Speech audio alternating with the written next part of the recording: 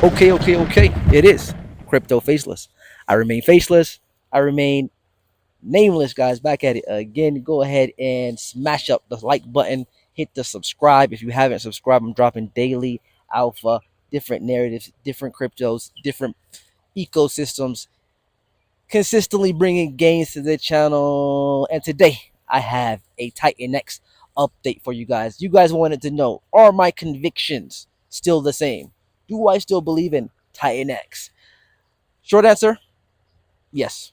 We'll get into that today. But first, let's get into the wider market. As usual, we got BTC sitting at 61,500 with just 62. Just dropped right before I started recording. But we did have a flash crash just yesterday. Quick little wick down below 60,000. I think we got to 59,700 ish, around that range, and then we jump right back up to 62,000, right where we were before the little flash crash. So that's very typical for a bull market, guys. Very typical for a bull market to see these little wicks down, flash crashes, and then jump right back to where we left off instantly, right? Destroying the leveraged longs. So difficult to make money in this market, and leverage is so dangerous, which is why I don't speak about leverage. If you're not a professional, you know what you're doing, experienced, and most people in crypto are not experienced, right? Most people in crypto are new. It's their first cycle, or maybe they got in the last cycle, second cycle, or one and a half cycles in. They got in during the top of the last cycle, right? So most people are inexperienced, and they will get eaten up in this market. You playing around in leverage, man. These little wicks down destroy you like it's crazy. It's max pain every time. Wick down, destroy the leveraged longs, and then go right back up. Same thing with the shorts on the upper side. So be careful. That's all I'm saying. Um, because this type of price action is very typical in bull markets. Now, that little wick down below 60K, is that indicative of a lower move? Are we going to have sell pressure and push this down into the 50Ks in the coming weeks? We don't know. We still, we'll have to wait and see. I don't believe that's the case. I personally don't believe that's the case. And the reason for that is because we have the halving coming up, and usually at the halving is when we start to see things start to go up. I mean, I won't say that it's going to go up straight away, because that's not how it usually works. But we do have a consolidation period that usually happens after the halving. We have a dump pre-halving, and then we have a consolidation, or you can say an accumulation period for the weeks after the halving, and then we see crazy price action in the months that follow the halving, right? Anyway, let's get into Titan X, man. Titan X, man. Titan X. Okay, so yes, a lot of fun in the market. So let me start off by saying yes, I still do stick to my convictions when it comes to Titan X. Okay, Titan X being that coin that is very similar to Zen, in that you mint it or you mine it in the beginning, which creates a lot of inflation at the beginning, and then slowly over time it becomes, or it's supposed to come, deflationary, right? And I've been very, very, very, adamant about telling you guys that in every single video. I always say Titan X is supposed to go down in the beginning because it's hyper inflationary in the beginning, and then it's supposed to go up later on because it's supposed to go it's supposed to become hyper deflationary, right? So with that being said, I understand the tokenomics because I was in Zen before TitanX. If you check the channel out, I've been making Zen videos for a while, way before I was making TitanX videos, and uh, I understood the tokenomics like Zen. It's supposed to go down for a long time until the right conditions are set. Okay, the right marking conditions are set, and then it has the way it has like room for price appreciation. All right. So because I had that mentality, I understood the white paper, I understood the project, um, uh, and at the same time, because I, you know, here's the thing: when I have conviction in a project, let me just lay out my principle. When I have conviction in a project, I let the project play out, and I'm willing to wait and to see what happens in the end, let the whole project play out and see if it's going to work. Now, the only way I can actually do that is because I am in many other altcoins. So like, you just watch the channel. I mean, like, you know, the channel is my portfolio. I talk about, the coins that I'm getting into. I've spoken about dozens and dozens of different cryptos on this channel. You can check the portfolio, check the catalog, and yeah. So I'm in different coins. So when one coin is actually not going up and not, giving the price action that I expected it to have, or thought it should have, then yeah, I don't get rid of it, or I don't FUD it. I don't get mad. I don't get angry because I'm in other projects, right? I always preach on the channel, very adamant. Don't be a maxi. Don't put all your eggs in one basket. You know what I'm saying? Get involved in other ecosystems, other blockchains, other projects, other narratives, right? Crypto is a vast, vast ecosystem of so many opportunities that, you know what I'm saying, you don't really want to miss out on, right? By just being a maxi for one project. So because I'm not that way, or because I'm in different coins, I don't really, I'm not sweating the fact that one of my projects are not doing that great. You know what I mean? So I'm actually willing to wait out and to see if my convictions were true, when it comes to TitanX, right? So when it comes to TitanX, like I say, everything I said in my last video still rings true. It's hyper inflationary at the beginning, and I'm going to wait until the hyper deflationary phase. Okay. So let's get into the positives of TitanX. So from the beginning, obviously the tokenomics and the game theory, we like them at the beginning, which is why we got into it. So here's the thing. Right now, if you look at the charts, we've got the majority of the supply will all be out by the end of quarter 3, which is why Jake, yeah, and I'm gonna call him Jake because that's the name that he goes by online. Yeah, we'll get into that as well. But Jake said that the price could possibly moon in September, okay, because of the supply. Right, the supply will all be out by the end of quarter 3, and then what's gonna happen is we're gonna see the right market conditions become like come into play. So once the right market conditions are met, then we're going to see price action going towards the upside, in my opinion. Now, I'll give you an example. DragonX. I posted this on my Twitter, on my X, just yesterday. So follow me on at Calico Zone 6. Link in the description as usual. So what happened with DragonX is this: the supply fully came out. All right, it's no more new supply coming out. Just a week ago, under a week ago, and what we've seen just yesterday was the price actually went up by 200%. Right, so once we get to a point where TitanX, the supply is not actually coming out anymore, that's going to be towards the end of quarter 3.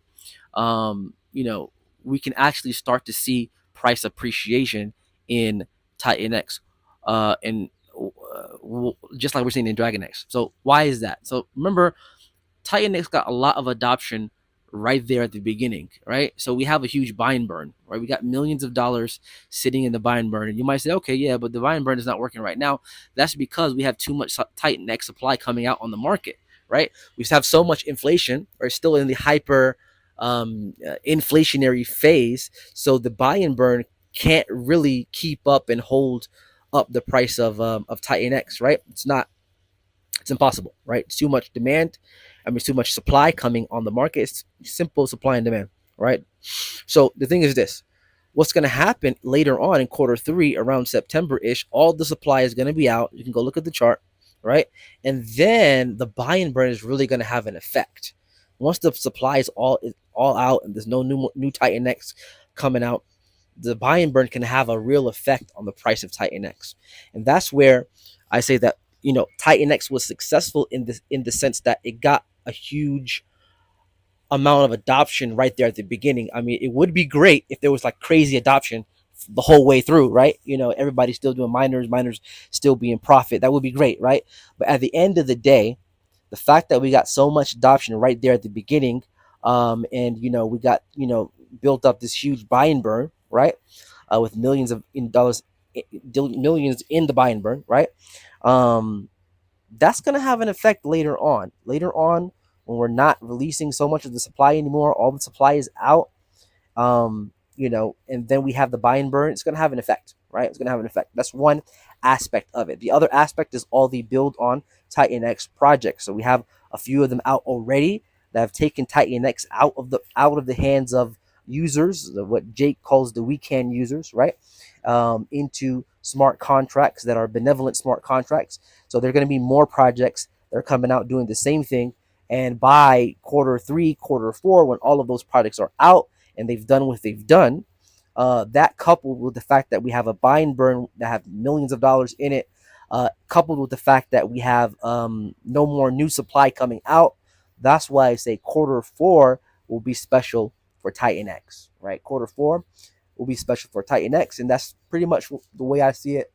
It's the way I've really been seeing it, because at the end of the day, I always say it's hyper deflationary at the beginning, and then it becomes hyper deflationary. So it's always going to go down at the beginning, and then it'll go up later on. So, like I said, being coming from the Zen community, we already understand this, and this is something that Jake hasn't hidden, right? He hasn't hidden. Same way that Jack Levin didn't hide it either, but people don't listen or read the white paper, right?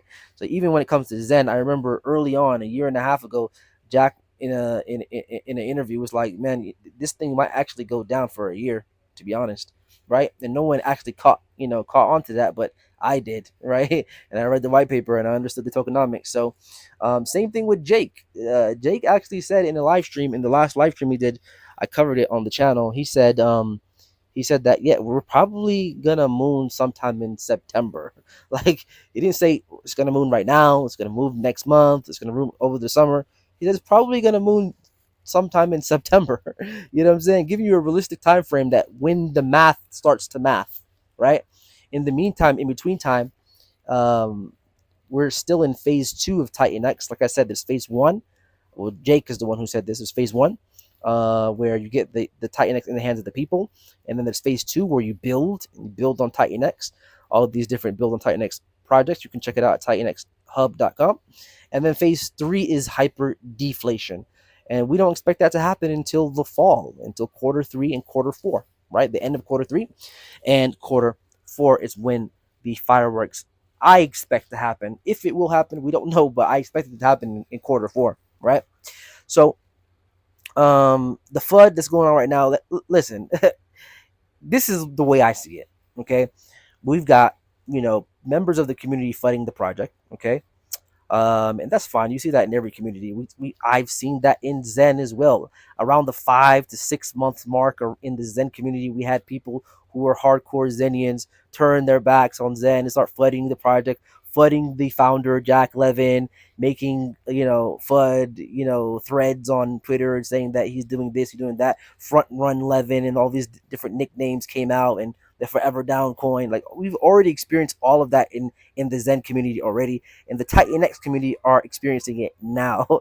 The thing about TitanX, it's not only similar in tokenomics and everything like that. Like, the coin is very similar to Zen, but it's also just a year behind Zen. Like, literally, like, it came out a year after Zen, so it's very much just experiencing everything that Zen experienced, but just at it's delayed, right? Because it came out much later.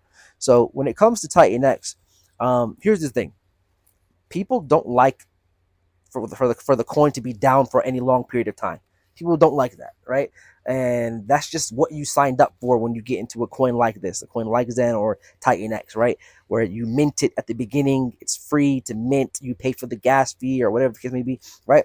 Those coins are designed to be really hyper inflationary at the beginning. So it's gonna be a long period of down until certain market conditions are met, and then it has the room to grow. Okay, at a much later date. So, naturally speaking, people can't handle that. People aren't built that way to hold through down periods. So they start to flood their own projects. So when people flood their own projects, it's almost like a self-fulfilling prophecy.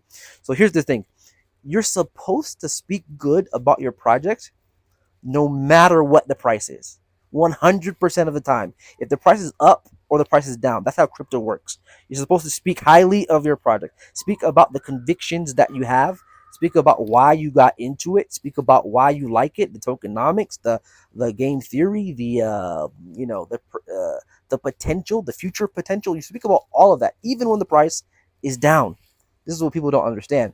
So what they do is they actually flood their own projects. They start commenting negatively in the comment section on YouTube. On they start posting negatively on Twitter and X. And here's the thing: when you do that, because the price is going down, it's a ripple effect. So what happens is people who are outside, who are supposed to be hearing good things about the project and joining the project and giving the product more adoption so the price can go up, what happens is they see the TitanX community speaking negatively in the comment section, posting on Twitter negatively, and what happens? They don't get involved. They're like, okay, if the community are talking like that, I don't want to get involved in something like that, right? You're supposed to be speaking about your convictions, why you like the project, why it has future potential. But when you speak negatively about it, the people on the outside are like, I don't want to get involved in that. So what happens is they don't get involved. There's less and less adoption every single day, and the price goes down even more, right? So it's a self-fulfilling prophecy. And I mean, I mean, if the project is not doing good, I mean, there's no one to blame but yourselves. Like, I'm just being completely honest right now. If the project is not doing good, a lot of the time it has to do with the fudders, bro. You're supposed to speak positively. You're supposed to get the message out there. Why did you get in TitanX to begin with? You're supposed to be posting, either making videos on YouTube or posting positively on Twitter. You are the team. You're supposed to promote. You're supposed to bring adoption to the community. It's on you guys, all right? So what I do is I speak positively about the coins that I have conviction on, whether they're up or down. All right, I speak about my convictions and why I believe it has future potential. Okay, so this is where the community itself, they just fud and they just, it's a self-fulfilling prophecy, and it goes down further. Anyway, that's just my 2 cents. So let's get into the FUD. This guy named I forget his name, Rags to Riches or Wreck to Riches, Riches to Wreck. I don't know. He made a little documentary on Jake Sharp.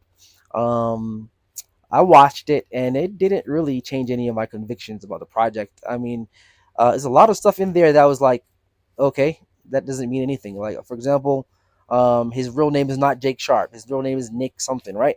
Like, I don't care about that. I mean, if you come from the Richard Hart ecosystem, for example, Richard Hart's name is not Richard Hart. His name is Richard Schuler, right? Did people not make thousands of X's for Hex?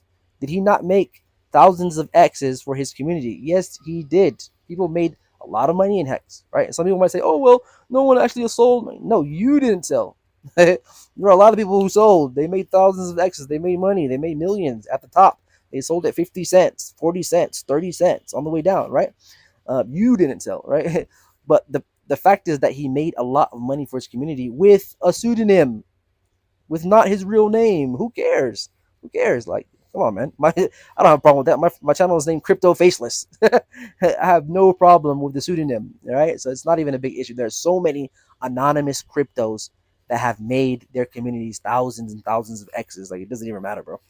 So that's like a non-issue. Second issue was that he had businesses in the past. So what? Oh my god. Like, what? You're gonna villainize the guy for having entrepreneurial spirit? You know what I'm saying? Like, what the heck? Like, who doesn't have businesses in the past? Like, of course, crypto hasn't been around for a long time. Crypto's been around. This altcoin market, as we know it today, has been around for like 6, 7 years. Like, let's be real. Yeah, Bitcoin has been around for 10 plus years, but the altcoin sector, as we know it, and there's hundreds and thousands of, hundreds and or thousands of altcoins, right? That hasn't been around for a long time. So of course you've had other businesses in the past, right? So the guy's like, okay, yeah, Jake has had, a real estate business or a real estate type business where he promised to make people 2 to 3 extra leads per month. Okay, what's wrong with that? What the heck? That seems like a legitimate business to me. You know what I'm saying? It seems like he has entrepreneurial spirit. Listen, you're not going you're not going to find a founder in crypto that hasn't had businesses in the past, has had businesses or crypto projects that he's done in the past. The reason why he's a founder is because he has entrepreneurial spirit, right? You're going to villainize him for being an entrepreneur, right? That makes absolutely no sense. So I don't care that he's had a real estate business in the past. That means nothing. That means just he's entrepreneurial. What else? The other thing was that, oh, he bought a new car. Somebody found out. I guess it's on his Instagram. He bought a new car.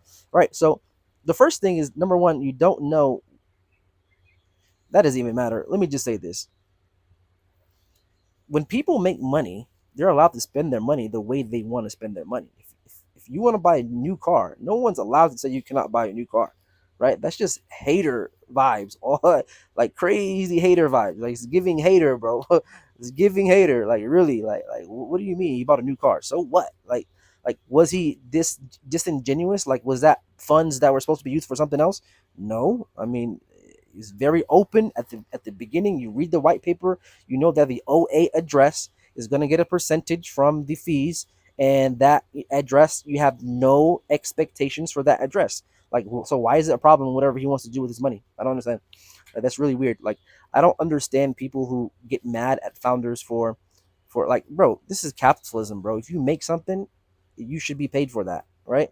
Like at the end of the day, you designed it, you made it, you get paid for it, and there's nothing wrong with that, right? So I didn't see anything in that documentary. I watched the whole thing that stood out as like something that's gonna something that I mean, listen, you don't have to like the founder of a project doesn't have to be perfect for you to make money in it. The project just has to get adoption, and the project has to have good tokenomics, and then it can be successful. You can make a lot of money, and people have made a lot of money with a lot of anonymous founders and a lot of dodgy founders as well, right? A lot of dodgy people in crypto, man, and people still make money. So yeah, I'm not phased by that little documentary or whatever. The FUD really does not get to me. The price being low, I really don't care. It's more of what's going to happen in quarter 4. Okay, and if I'm wrong and the project doesn't work, I mean it's a project, guys. Like you have to understand, everything in crypto is a project. It's literally a guy sitting down with a MacBook and a cup of coffee. That's crypto. That's 99% of crypto. A guy with a MacBook, cup of coffee, and he's like, I want to start, working on a side hobby on a crypto protocol. That's crypto, 99% of it. Some projects work, some projects don't work. The idea is that you want the winners in your portfolio to go up more than the losers in your portfolio, but you're not going to have a portfolio that doesn't have losers in it. Absolutely not. That's not how crypto works, right? Don't be a maxi. Don't put all your money in one coin, right? So, TitanX. I think that quarter 4 is going to be special, okay? Because the right market conditions are going to be met. The supply will all be out around the end of quarter 3. We have millions of dollars in the buy and burn that's going to have an effect once the supply is all out, okay? Right now, it doesn't have an effect because too much supply is coming out. But once all the supply is out, it's going to have an effect. Also, the build on TitanX protocols will all be out by then, taking a lot of TitanX off of the market, which is very important, right? So the FUD doesn't really get to me, man. I've been in crypto since 2016. I really don't care. So the reason why I haven't been making as many TitanX videos as I used to, because like it's kind of a quiet time right now. We kind of have to wait and see what happens later on in the year, and then so right now it's like, you know what I mean, like so I will be updating you guys every now and then, but if you have TitanX videos, if I don't have anything to update, I won't update. You know what I mean? If that makes sense. So right now, DragonX is showing us what TitanX could do later on. DragonX 200% in one day because the deflation started, or the inflation stopped. Right, the supply is out there, and yeah, that's what I think, man. Let me know in the comment section if I didn't touch on something you want to touch on. We can speak about it in the next TitanX update. But for right now, I'm gonna leave it there because it's getting kind of long. It is crypto faceless. I remain faceless. I remain nameless, guys. I'm out.